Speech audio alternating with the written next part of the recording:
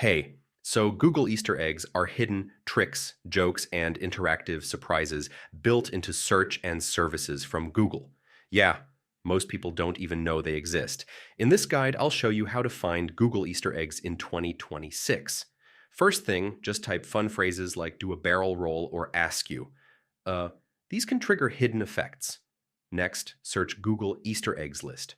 So, you'll find updated collections of hidden tricks you can try instantly. All right, check Google Doodles.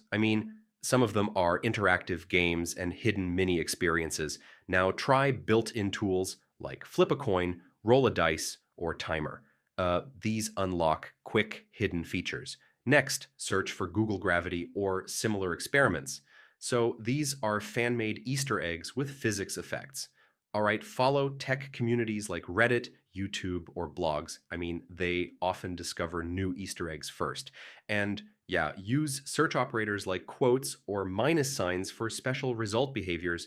So that's how you find Google Easter eggs. Once you know where to look, you'll keep discovering new hidden surprises.